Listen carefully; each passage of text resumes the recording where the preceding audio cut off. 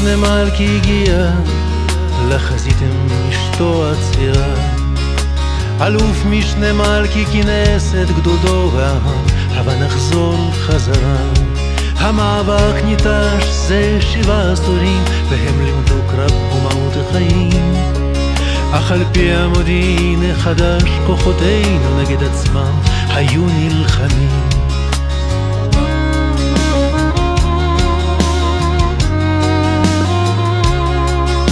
וראיתי את מפקדינו, הם את מותינו אוכלים ושותים.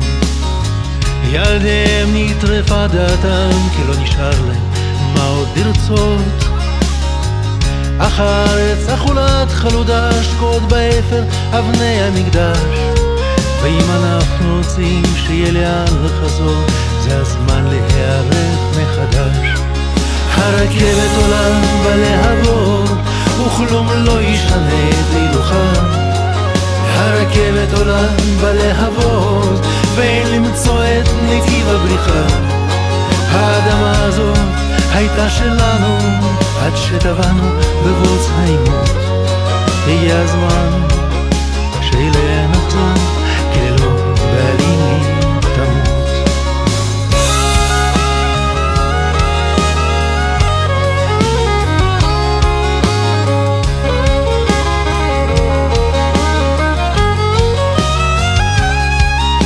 והנה הלפידים שסביבנו, כינוס כל פלוגות הנספים.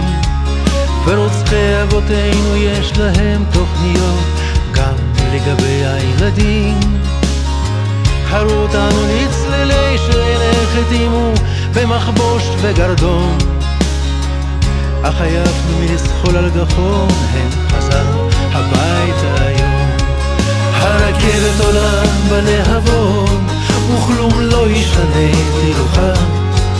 הרכבת עולה בלהבות, ואין למצוא את נתיב הבריחה. האדמה הזאת הייתה שלנו, עד שטבענו בבוץ העימות. הגיע הזמן שאליה נחזור, כי לא בעלים היא תמות. הרכבת עולה בלהבות, ומה כבר ישנה את הילוכה. הרכבת עולה בלהבות, מתי נמצא את נתיב הבריחה. האדמה הזאת תשוב אלינו, אם נצא מבוץ העימות. היא תקום לתחייה, אם אליה נחזור, וכבר לעולם לא תמות.